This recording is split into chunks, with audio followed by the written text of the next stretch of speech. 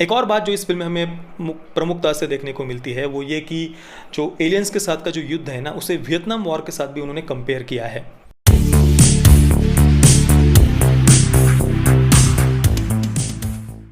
ओम नारायण नारायण नारायण नारायण।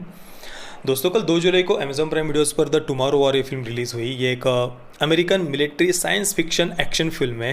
काफ़ी लंबा चौड़ा उन्होंने लिख दिया। इसके साथ अगर वो फैमिली ड्रामा, पोस्ट अपोकलिप्टिक या टाइम ट्रैवल ये सब भी जोड़ देते तो भी चल जाता। फिल्म के डायरेक्टर है क्रिस मके और फिल्म में मुख्य भूमिका में है क्रिस प्रैट। फिल्म कुल मिलाकर 2 घंटे और 18 मिनट की है और इंग्लिश के साथ में ही हिंदी, तमिल, तेलुगु इन 3 भारतीय भाषाओं में भी फिल्म अवेलेबल है। इसके हिंदी डबिंग के बारे में हम बाद में बात करेंगे।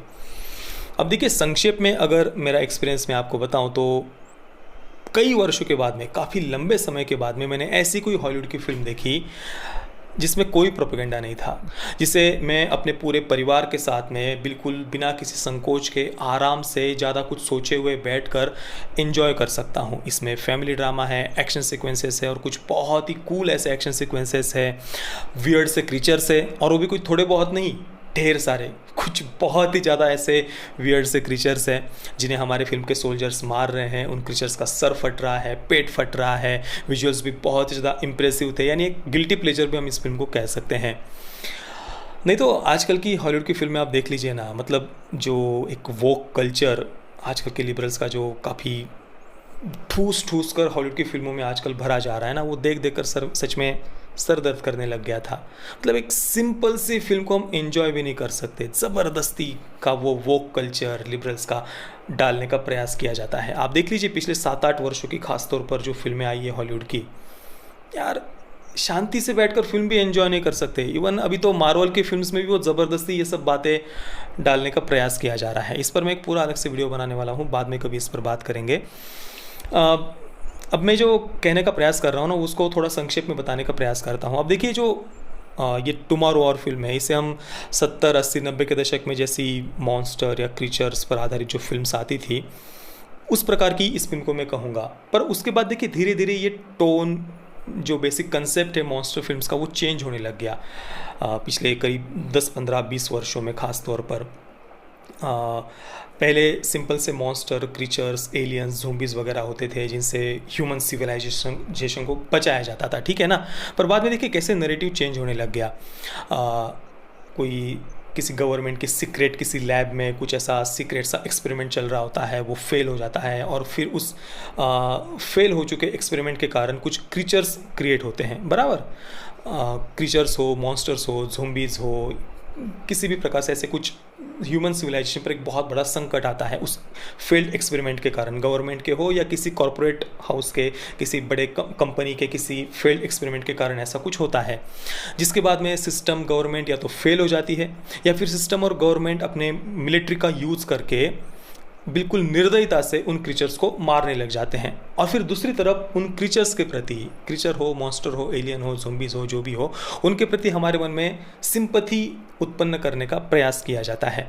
और दूसरी तरफ system, government, corporate world, military, इन्हें बिल्कुल ही निर्दयी नेगेटिव वे में दिखाया जाता है। अभी हाल ही में आई हुई है वो आर्मी ऑफ द डेड भी आप देख लीजिए, उसमें भी वो जो ज़ोंबीज़ है वो शांति से जीवन जी रहे हैं, उन्होंने अपनी पूरी एक सिविलाइजेशन जैसे क्रिएट कर ली है। और उनका वो गर्भवती वगैरह एक दिखाई गई है, दिखाया गया एक ज़ोंबी को वगैरह, मतलब उनके प्रति भी एक प्रकार से सिंपैथी पैदा करने का प्रयास किया है। और दूसरी तरफ जो एक कॉरपोरेट हाउस है, उसकी ग्रीड, उसका लालच और ह्यूमन कैसे ह्यूमन मॉन्स्टर बनते जा रहा है, इस प्रकार से एक दूसरी तरफ दिखाया गया है। या फिर हाल ही में आई हुई जो अवेक नाम की भी आप फिल्म देख लीजिए, उसमें भी जो साइंटिस्ट है वो एक्सपेरिमेंट कर, मतलब लोग सो नहीं पा रहे तो वो साइंटिस्ट को बिल्कुल निगेटिव वे में दिखाया गया है। वो एक ऐसा एक्सपेरिमेंट कर रहे हैं जिसमें वो बिल्कुल निर्दयी हो गए हैं, गिनी पिग की तरह लोगों को यूज़ कर रहे हैं, छोटी बच्ची को तक मारने के लिए वो तैयार हो गए हैं। या फिर अभी वो आई हुई स्वीट टूथ को आप देख लीजिए, उसमें भी ऐसा ही एक फेल्ड एक्सपेरिमेंट, उसके कारण पूरी ह्यूमन सिविलाइजेशन लगभग ख़त्म होने की कगार पर आ गई है और सिस्टम, गवर्नमेंट पूरी तरीके से फेल हो चुकी है। मिलिट्री हाथों से, मतलब मिलिट्री पर कोई लगाम नहीं है, डायरेक्टली मिलिट्री वर्ड यूज़ नहीं किया उन्होंने, पर ऐसे ही मिलिट्री जैसे कपड़े पहने हुए लास्ट मैन उनको कहा गया है, जो लोगों पर दरिंदों की तरह अत्याचार कर रहे हैं और जो हाइब्रिड जो क्रीचर्स दिखाए हैं, जो आधे मनुष्य और आधे प्राणी हैं, उनको मारा जा रहा है, लोगों पर भी वो अत्याचार कर रहे हैं। और जो साइंटिस्ट है वो भी वैक्सीन वगैरह खोजने के लिए निर्दयता से उन हाइब्रिड्स को मार रहे हैं।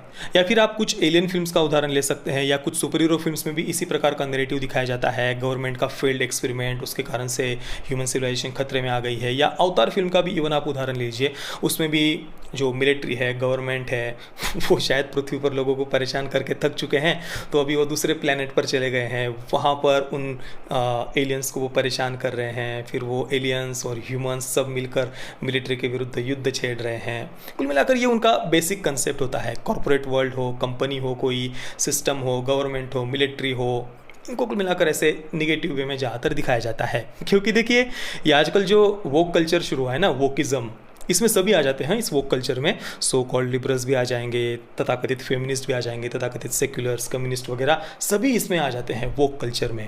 तो इनके इस वोकिज़म, वोक कल्चर के अनुसार ये लोग टेररिस्ट हो, क्रिमिनल्स हो, मॉन्स्टर्स हो, ज़ोंबीज़ हो, क्रीचर्स हो, इनके प्रति भी हमारे मन में सिंपैथी उत्पन्न करने का ये प्रयास करते हैं। उनके अनुसार उनकी भी इमोशंस को हमें समझना चाहिए, फिर वो टेररिस्ट हो या मॉन्स्टर्स हो, क्रीचर्स हो, ठीक है।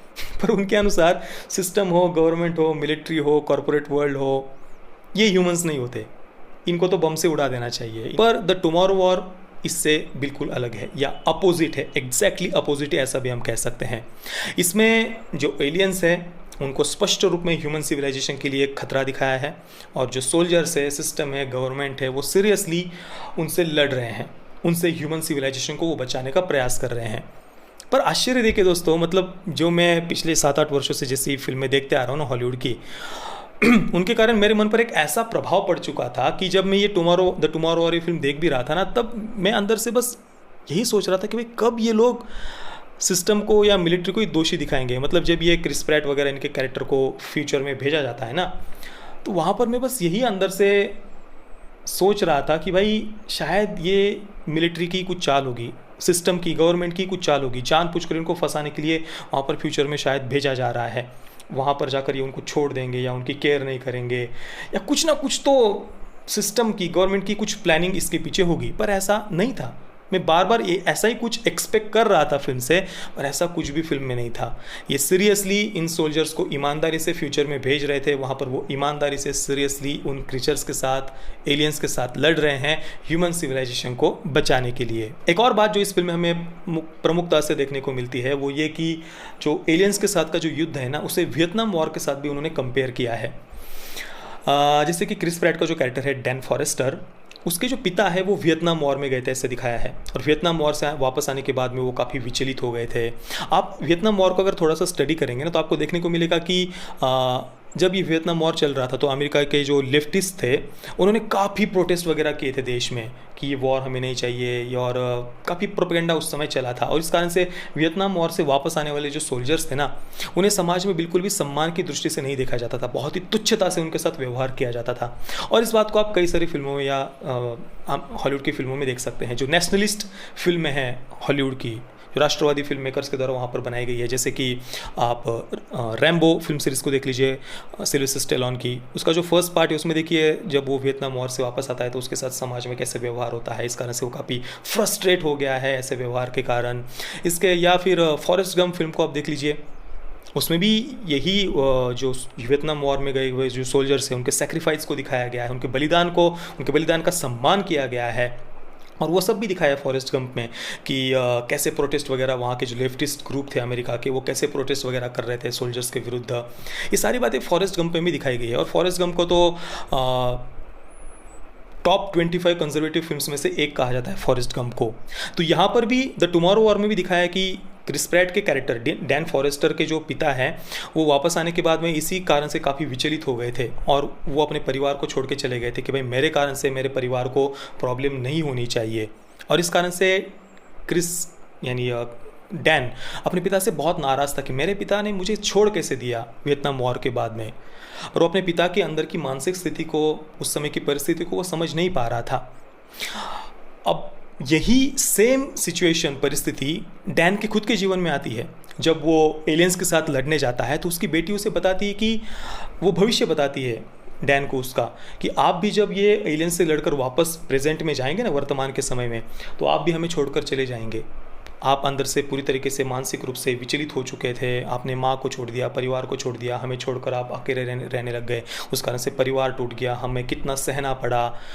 और तब जाकर डैन को पता चलता है कि उसके पिता ने क्या झेला था।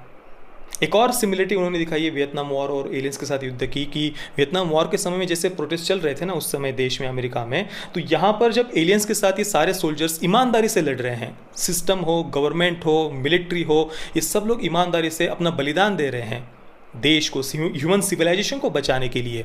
पर दूसरी तरफ अमेरिका के अनार्किस्ट, अराजकतावादी जो तत्व है, यानी लेफ्टिस्ट भी हम उनको कह सकते हैं, कम्युनिस्ट भी कह सकते हैं, वो देश में आंदोलन कर रहे हैं, प्रोटेस्ट कर रहे हैं, जला रहे हैं देश को, सिक्योरिटी फोर्सेस पर पत्थर फेंक रहे हैं। ये सारी बातें फिल्म में उन्होंने कई बार दिखाई है उन्होंने, कि कैसे प्रोटेस्ट चल रहे हैं, हमें वॉर नहीं चाहिए, ये वॉर नहीं चाहिए। वो भाई ईमानदारी से तुम्हें बचाने के लिए ही अपना बलिदान दे रहे हैं, और ये लोग हमें वॉर नहीं चाहिए, सोल्जर्स पर पत्थर फेंक रहे हैं। तो ऐसी काफ़ी सारी सिमिलरिटीज़ उन्होंने वियतनाम वॉर और एलियंस के साथ के युद्ध की दिखाई है, और इन सोल्जर्स के बलिदान का यहाँ पर एक प्रकार से सम्मान किया है, सेलिब्रेट किया है उन्होंने। और इसके अलावा ये जो सारी एलियंस की, क्रीचर्स की जो प्रॉब्लम क्रिएट हुई थी ना, उसका सोर्स, उसका ओरिजिन उन्होंने चाइना और रशिया को दिखाया है। और इन अमेरिकन सोल्जर्स को इतना बहादुर और साहसी दिखाया कि वो अपने परिवार को बचाने के लिए, अपने देश को बचाने के लिए, पूरी ह्यूमन सिविलाइजेशन को बचाने के लिए वो चुपके से रशिया में जाते हैं, और जहाँ उन एलियंस का, क्रीचर्स का पूरा ओरिजिन सोर्स था, उस जगह को वो ब्लास्ट कर देते हैं। इसके अलावा जो साइंटिस्ट है, उनके एक्सपेरिमेंट को भी फिल्म में पॉजिटिव वे में दिखाया है। इन क्रीचर्स को समाप्त करने के लिए वो लैब में कुछ एक्सपेरिमेंट कर रहे होते हैं, उसे उन्होंने पॉजिटिव वे में दिखाया है, और सीरियसली सच में वो ऐसा कुछ लिक्विड वो ढूंढ लेते हैं जिससे वो क्रीचर्स समाप्त हो सकते हैं। कुल मिलाकर मैंने भाई फिल्म को पूरी तरीके से एंजॉय किया। अब आखिर में थोड़ा सा इसके हिंदी डबिंग के बारे में हम बात करते हैं। वैसे इसे हिंदी डबिंग कहने की अपेक्षा उर्दू प्लस हिंदी डबिंग कहेंगे तो ज़्यादा उचित रहेगा, क्योंकि कई सारे उर्दू शब्दों का उन्होंने उपयोग किया है। वैसे डबिंग तो बढ़िया थी, पर उन्होंने जो बॉलीवुड के रेफरेंसेस दिए हैं ना बीच बीच में, वो मुझे सच में पसंद नहीं आए। जैसे कि ब्योमकेश बख्शी, बच्चन, या विल स्मिथ की जगह पर सुपर हीरो शब्द उन्होंने यूज़ किया है, कटिंग चाय, वड़ा पाव, ऐसे कुछ शब्द उन्होंने यूज़ किए हैं। भाई जो ओरिजिनल जो वाक्य है उसको सिंपल तरीके से वैसा का वैसा आप ट्रांसलेट कर दो ना। ये बच्चन, ब्योमकेश बख्शी, कटिंग चाय, वड़ा पाव, ये सब क्या है? और भाई विल स्मिथ को कौन नहीं जानता भारत में, उसकी जगह सुपर हीरो शब्द डालने का क्या उपयोग था? मतलब भाई लोग इतने भी अभी मतलब समझते हैं यार, सब उनको पता है। ये कुछ बातें मुझे डबिंग की सच में पसंद नहीं आई। बाकी हाँ, वॉइस एक्टर्स का काम बढ़िया था, उनका आवाज़ सभी कैरेक्टर्स पर सूट हो रहा था, वहाँ पर डबिंग हमें निराश नहीं करती, पर ट्रांसलेशन सच में मुझे पसंद नहीं आया। ऐसे कुछ ज़्यादा तो डायलॉग्स नहीं थे, ऐसे कुछ 10-12, 8-10 जगह पर ऐसे कुछ डायलॉग्स है जो हमें पसंद नहीं आते। बाकी तो डबिंग बढ़िया थी, आप हिंदी में देखना चाहें तो बिल्कुल देख सकते हैं। तो मैं द टुमारो वॉर को दूंगा 8 out of 10 stars. Parental guidance की बात करें तो फिल्म में कोई सेक्स नहीं है, न्यूडिटी नहीं है, वायलेंस तो है, जो एलियंस है उनका सर फट रहा है, पेट फट रहा है, बाकी थोड़ी बहुत स्ट्रॉन्ग लैंग्वेज वगैरह है, पर आप देखना चाहे तो परिवार के साथ में देख सकते हैं। बाकी आपने अगर इस फिल्म को देखा है तो आपका एक्सपीरियंस कैसा रहा, मुझे आप नीचे कमेंट में ज़रूर बताइए। जय श्री राम, वंदे मातरम।